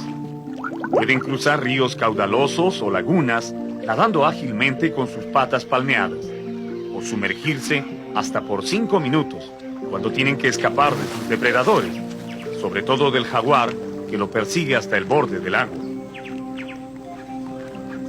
Su posición favorita es con todo el cuerpo sumergido, sacando solo la nariz y los ojos. Así descansan en las orillas de los ríos, casi siempre en parejas o grupos pequeños. Los investigadores han descubierto que tanto los machos como las hembras poseen glándulas odoríferas en el ano, que les sirven para marcar sus territorios o dejar contraseñas olfativas a otros integrantes de su especie. Los machos tienen una más de esas glándulas en la cabeza, que produce una secreción blanca y pegajosa que utilizan para comunicarse olfativamente con sus parejas.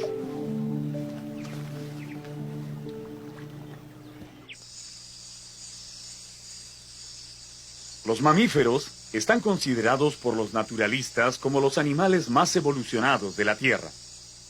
Aquellos que han desarrollado una excelente adaptación al medio y un cerebro más complejo que los convierte en especies superiores del gran reino animal. Sin embargo, al referirnos a los mamíferos, es importante mencionar a un grupo de animales que, siendo también mamíferos como los humanos, evolucionaron de una manera diferente, apartándose del tronco mamaliano hace muchos millones de años. Ellos son los mamíferos marsupiales.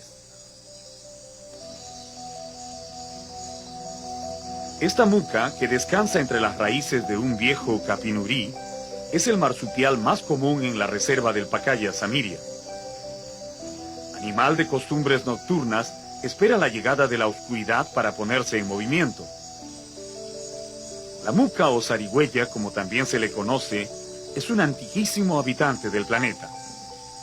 Aparecieron en una época en que la naturaleza recién terminaba de evolucionar a los mamíferos placentarios y desarrollaron su propio sistema reproductivo, convirtiéndose en una rama especializada de los mamíferos. Si observamos el vientre de esta muca, notaremos que se mueve de una manera extraña, como si tuviera algo en el interior. Y efectivamente, dentro de él están las crías, pero no en el vientre, sino en un saco especial que se llama el marsupio. Los marsupiales, como la zarigüeya, no desarrollan placentas durante el embarazo. Las crías nacen apenas a los 8 días de la fecundación, casi en forma fetal, de 2 o 3 centímetros de tamaño, y de inmediato se introducen en la bolsa de la madre para terminar su crecimiento tomando la leche secretada por el útero.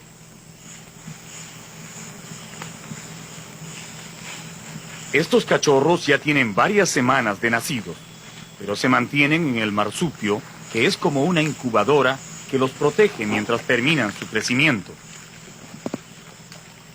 Esa es la gran diferencia con sus otros parientes mamíferos, que sí nacen de una placenta y totalmente desarrollados. Antiguamente se pensaba que los marsupiales eran algo así como un experimento de la naturaleza antes de la aparición de los mamíferos placentarios. Pero los estudios más recientes han demostrado que esta familia animal no es un antepasado de los mamíferos, sino una especialización dentro de esa rama. La ventaja para los marsupiales radica en que la madre puede deshacerse de las crías, en el caso que una sequía o catástrofe natural haga escasear la comida, mientras que los mamíferos placentarios que llevan las crías en el vientre deben soportar las hambrunas con el feto dentro del cuerpo.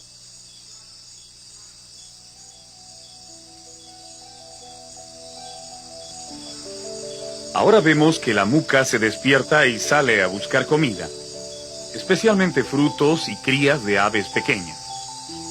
Ella, al igual que sus parientes los canguros, koalas, algunos tipos de ardillas marsupiales y el demonio de Tasmania, son parte de la gran diversidad de especies marsupiales que la naturaleza ha distribuido sobre el planeta.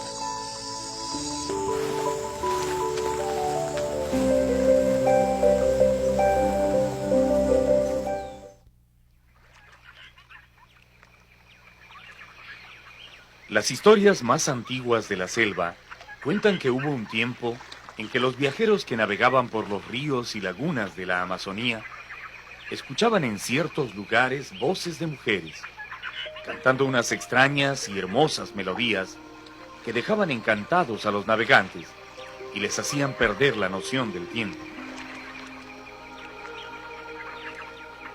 Algunos viajeros que decían haber logrado ver a esas mujeres las dibujaron en sus crónicas, mostrándolas con forma de sirena, y casi siempre montadas en unos extraños animales que también parecían sirenas. En las crónicas de los siglos XV y XVI son frecuentes esos relatos y dibujos que terminaron por convencer a mucha gente que en los ríos de la selva habitaban esas fabulosas criaturas, concebidas como mitad mujer y mitad pez. El mismo Cristóbal Colón, en su viaje de 1493, cuenta que al aproximarse a la isla La Española, en el Caribe, vio unos animales de color pardo, con forma de sirena, nadando a flor de agua. El almirante no se sorprendió, pues había oído hablar de ellas, y solo anotó en su bitácora: «Hoy nos cruzamos con sirenas en el Nuevo Mundo». Debieron pasar muchos años y muchos viajeros explorar las selvas para que se pudiera comprobar que no existían tales sirenas. Pero en cambio, sí se encontraron a los animales que les servían de cabalgadura, que también parecen sirenas. Y resultó que no eran otros más que los manatís o vacas marinas. Los manatís de la Amazonía fueron virtualmente exterminados el siglo pasado durante la fiebre del caucho. Miles y miles de esos mansos mamíferos fueron aniquilados para aprovechar su carne y su grasa en la fabricación de aceite. En nuestros días, buscar un manatí en la selva del Perú es como buscar una aguja en un pajar. No solo por su escaso número, sino también por la increíble timidez de esos mamíferos que muy rara vez se dejan ver durante el día. Pero si uno tiene la paciencia de recorrer las orillas de las cochas más escondidas, tal vez en algún momento descubrirá entre las plantas flotantes unos extraños movimientos y una curiosa nariz que sale y se esconde tímidamente.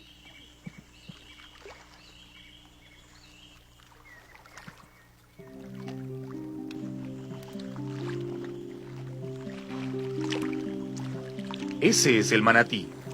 Y eso es todo lo que puede verse de él.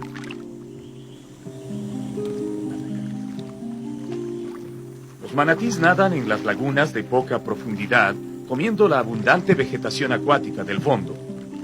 De rato en rato se asoman ligeramente a la superficie para respirar o mordisquear las hierbas de la orilla, pero nunca sacan el cuerpo fuera del agua. Lo más que se puede ver de ellos, aparte de la nariz, es la sombra oscura de su lomo, deslizándose suavemente bajo el agua.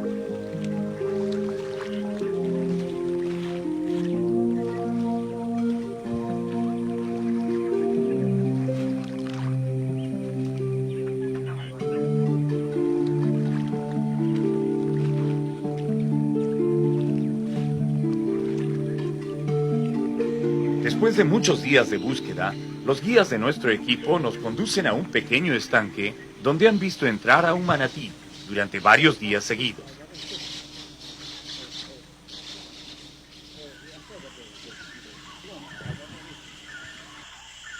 Utilizando una red, ellos van a cerrar la salida del estanque, que está conectada con una laguna más grande.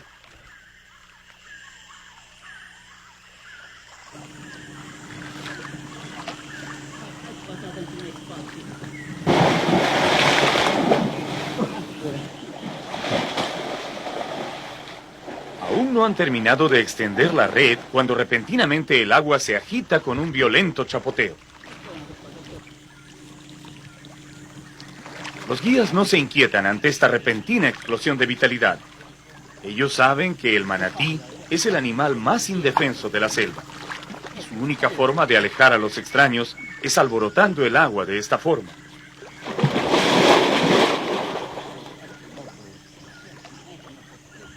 Al cabo de varios minutos, el animal se va tranquilizando y los guías lo atraen suavemente al lado de un tronco sumergido. Allí por fin podemos verlo de cuerpo entero.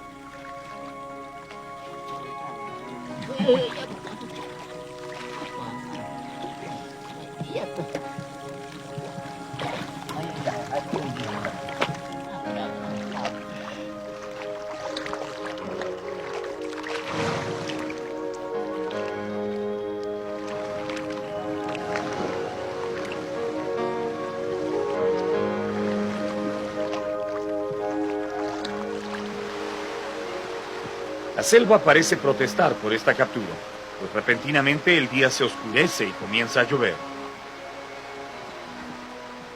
Sin embargo, nuestra intención no es dañar al mamífero, solo registrarlo. Así que decidimos entrar al agua con él, aprovechando la lluvia que mantiene fresca su delicada piel. Los manatís pertenecen al orden de los sirenos. Son mamíferos solitarios que solo tienen una cría cada 2 años. Llegan a medir hasta 3 metros de largo y alcanzan hasta 300 kilos de peso. Se cree que pueden vivir hasta 30 años, pero no se tiene mayor información de las especies en estado silvestre, precisamente por lo difícil que resulta ubicarlas.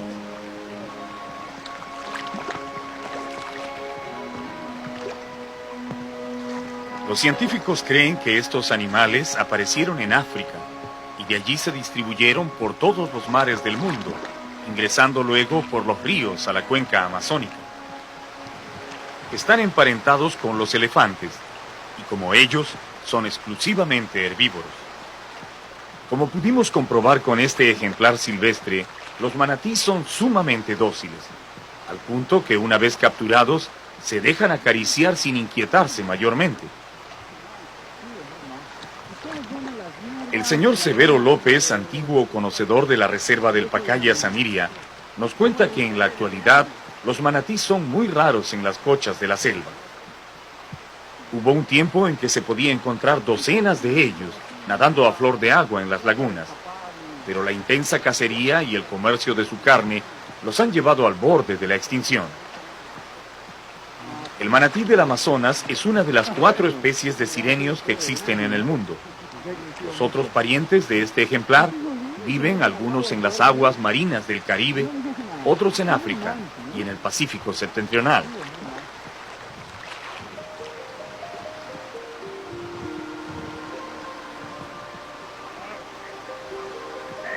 ¡Chao, muchacho! ¡Chao! Luego de admirarlo por unos momentos, liberamos a este amigo, que rápidamente busca refugio en las aguas oscuras de su medio, donde a pesar de la gran cantidad de alimento que tiene a su disposición, su especie no ha podido mantenerse debido a la implacable persecución que le ha puesto el hombre. La docilidad, una carne deliciosa y una baja capacidad reproductiva no son características afortunadas para un animal que quiera vivir en el mundo moderno. Los manatís poseen estas 3 características. En consecuencia, se encuentran entre las especies en mayor peligro de desaparecer. Tal vez la protección que les brinda la reserva pueda mantener por algún tiempo unas docenas de ejemplares, pero definitivamente estas míticas sirenas ya están nadando hacia el ocaso.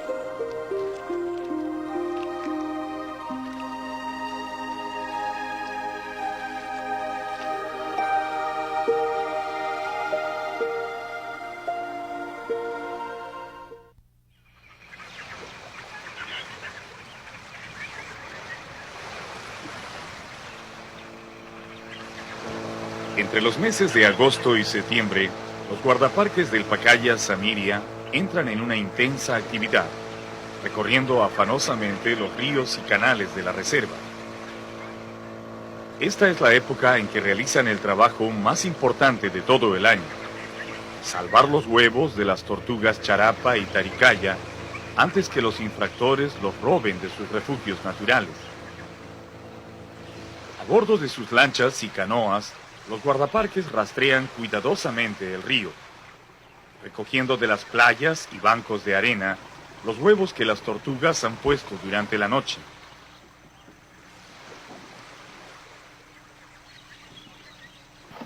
¿Qué número de nido? ¿Ves el B2? Los nidos están cuidadosamente disimulados en la arena, pero los guardaparques saben cómo hallarlos. En cada uno encuentran entre 70 y 100 huevos de charapa, del tamaño de un limón pequeño. De inmediato comienzan el delicado proceso de retirarlos del nido.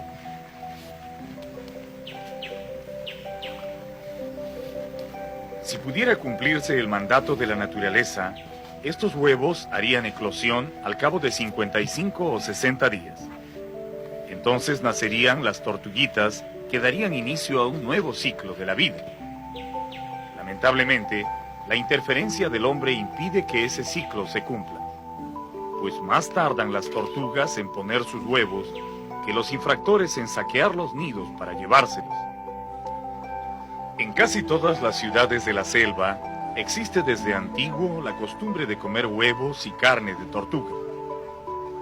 En los mercados se venden esos productos exactamente como el pollo y los huevos de gallina en otros lugares. Este consumo no sería peligroso para la supervivencia de las tortugas si los colectores tuvieran el cuidado de recoger solo una parte de los huevos en los nidos.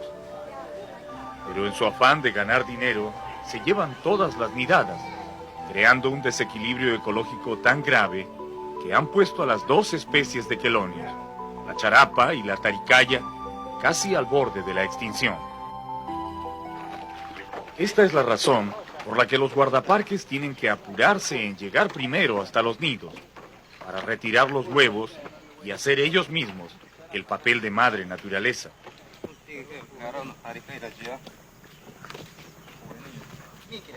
Frente a los puestos de vigilancia, donde pueden cuidarlos día y noche, los guardaparques siembran los huevos en playas artificiales construidas profusamente con arena del río. Y lo hacen tratando de colocarlos a la misma profundidad y en la misma posición en que los encontraron en el nido. Esta es la parte más delicada de todo el proceso, pues si los huevos no se tratan con cuidado o se amontonan demasiado, entonces no nacerán las tortuguitas o vendrán al mundo con alguna deformidad en el cuerpo. Los guardaparques anotan cuidadosamente el número de huevos que ponen en cada nido artificial, la especie a la que pertenece, sea tortuga charapa o taricaya, y la profundidad y la fecha en que lo siembran. Todos esos datos servirán después para ir mejorando la técnica y llevar un estricto control de los nacimientos.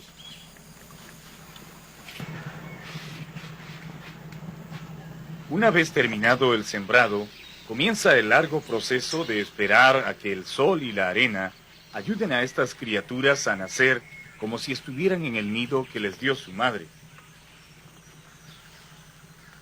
Los guardaparques esperan y vigilan con mucha atención, porque han habido casos en que los ladrones humanos se aventuran hasta las mismas playas artificiales para robar los huevos.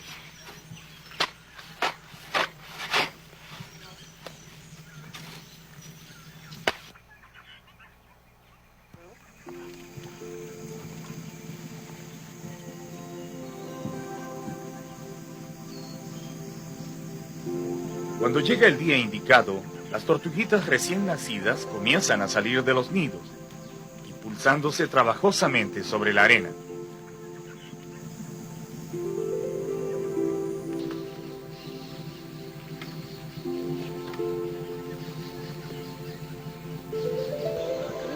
El instinto natural las dirige de inmediato hacia el río. Parece que huelen el agua o la presienten y se esfuerzan en llegar a ella. Pero las mallas de la playa artificial se lo impiden. Este no es un nido de la madre naturaleza. Es más bien una especie de internado donde deberán quedarse unos días más, hasta que los guardaparques decidan cuándo están suficientemente fuertes para enfrentarse a la vida. Los masivos nacimientos traen alegría a los puestos de vigilancia, pues significa que el trabajo ha dado resultados. En los 20 años que llevan practicando este sistema de nidos artificiales, los guardaparques del Pacaya Samiria han logrado superar el 70% de nacimientos en cada nidada. Un gran éxito que demuestra que ahora el hombre puede devolver a la naturaleza parte de lo que ha depredado en tantos años. Sobre todo en la especie de tortuga charapa, un símbolo de la Amazonía que está realmente a un paso de desaparecer. Los guardaparques nos muestran las delicadas diferencias que existen entre charapitas y taricayas. Las charapas son más grandes desde que nacen. No por gusto están consideradas como las tortugas de río de mayor tamaño en el planeta. Las hembras de esta especie pueden alcanzar los 80 centímetros de longitud y 40 kilos de peso. Los machos son mucho más pequeños.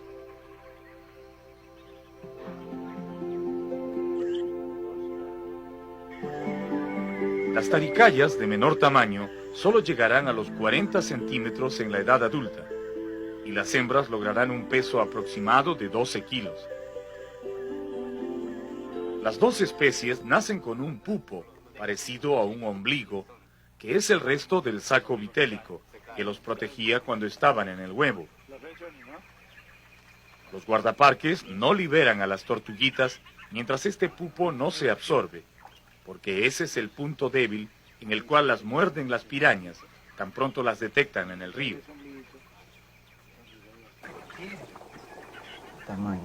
Mientras dura su internamiento en los puestos de vigilancia, los pequeños quelonios viven en bateas o pozas de plástico, donde los guardaparques las alimentan con guamas y hierbas acuáticas. Allí se toman los datos científicos y se aprovecha para evaluar los resultados del trabajo.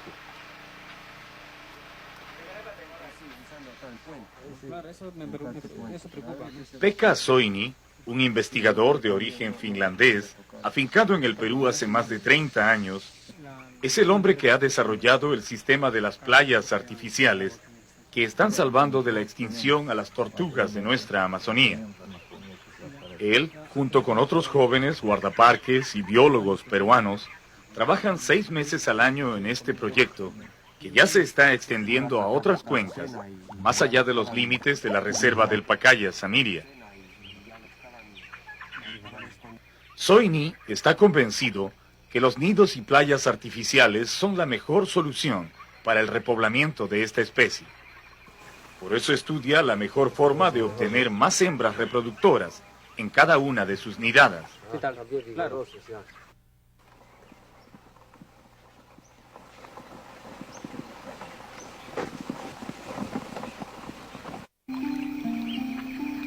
Cuando llega el día de regresarlas a su medio natural, los guardaparques llevan a las tortuguitas cerca de las mismas playas, donde las recogieron cuando solo eran huevos.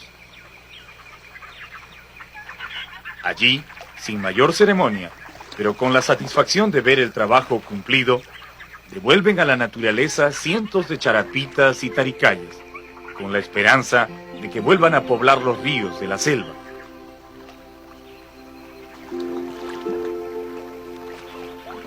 Las pequeñas se internan en el agua y rápidamente buscan refugio entre las plantas acuáticas.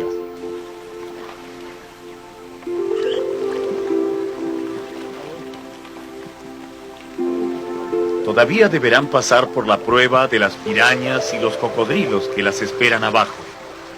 Pero ese es un problema que ya no concierne a los humanos. Allí será su verdadera madre, la naturaleza, quien decidirá quiénes viven y quiénes mueren.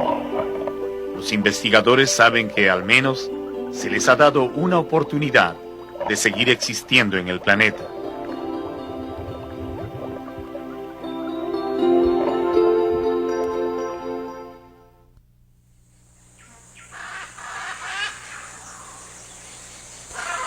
En nuestro viaje por la Reserva Nacional del Pacaya Samiria, notamos que los guacamayos no son muy abundantes.